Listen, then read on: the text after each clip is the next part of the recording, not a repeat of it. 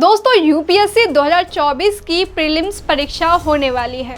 अब जिन लोगों का प्री में सिलेक्शन होगा वे आगे मेंस की तैयारी करेंगे, लेकिन जिनका नहीं होगा उनके लिए अगली परीक्षा से पहले अभी लगभग 1 साल का समय बचा हुआ है। यदि आप भी 1 साल के अंदर अपनी तैयारी को और बेहतर करना चाहते हैं ताकि 2026 में आपका नाम फाइनल सिलेक्शन वाली लिस्ट में आए, तो आज का यह वीडियो बहुत ध्यान से देखिए। दोस्तों, यूपीएससी एक युद्ध है और इस युद्ध में वही जीतता है जो हर समय अपने लक्ष्य के प्रति ईमानदार रहता है।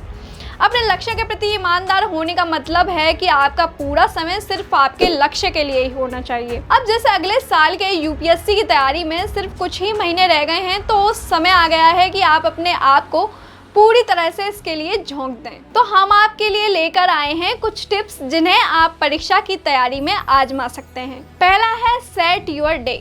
हर दिन सोकर उठने के बाद यह तय कीजिए कि आप आज के दिन से क्या और कितना आउटपुट चाहते हैं। ये ध्यान दीजिए कि यहाँ हम टाइम टेबल की बात नहीं कर रहे हैं, बल्कि मेरी बात का मतलब यह है कि हर दिन आपको पता होना चाहिए कि आज आप क्या करने वाले हैं। यदि आप चाहें तो अपने दिन भर की एक्टिविटीज़ को डायरी में नोट भी कर सकते हैं। आप चाहें तो दिन के टास्क को मन में दोहरा सकते हैं। आपका दिन चाहे जब भी शुरू होता हो और आपके टाइम टेबल में आप कितने भी घंटे पढ़ाई करते हो, मतलब सिर्फ इस बात से है कि आप आज के दिन में अपनी तैयारी की दिशा में कितना आगे बढ़ चुके हैं। Number 2, syllabus. यूपीएससी क्वालिफाई ना करने का एक बड़ा कारण सिलेबस को नहीं पढ़ना होता है। यदि आपके मन में सिलेबस क्लियर नहीं है तो सबसे पहले सिलेबस को अच्छी तरह और पूरी बारीकी से पढ़िए।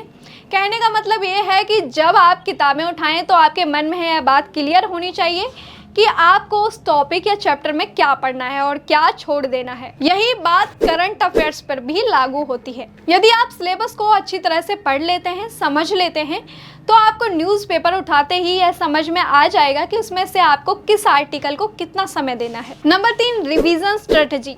यूपीएससी के लिए पढ़ाई करते समय प्रत्येक कॉन्सेप्ट का गहरा ज्ञान आवश्यक है।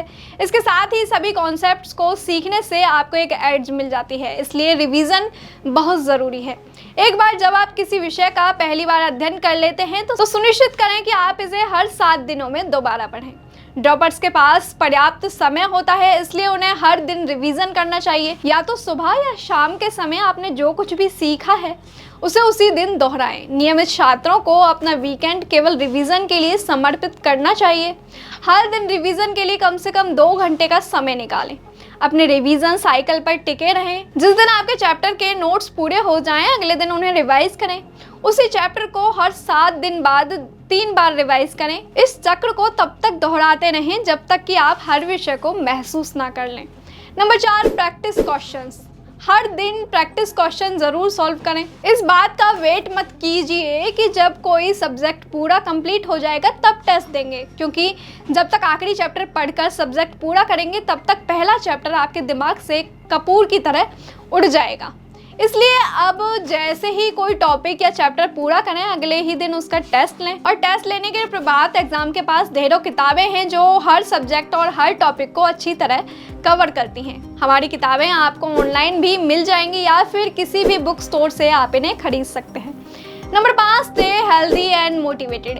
यह एक बेहद ज़रूरी पॉइंट है और आपको इसे बिल्कुल भी हल्के में नहीं लेना चाहिए। यूपीएससी की जर्नी काफ़ी एग्जॉस्टिंग और थका देने वाली होती है, इसलिए यह बेहद ज़रूरी है कि इस दौरान आप अपने मेंटल फिजिकल हेल्थ का पूरा ध्यान रखें। अपने शरीर को स्वस्थ रखने के लिए प्रॉपर डाइट लें, एक्सरसाइज करें और रात को अच्छी नींद लें।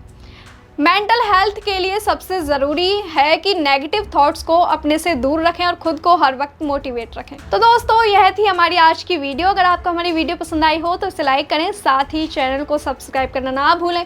फिर मिलते हैं एक नए वीडियो, एक नए विषय के साथ। वीडियो को अंत तक देखने के लिए आपका धन्यवाद।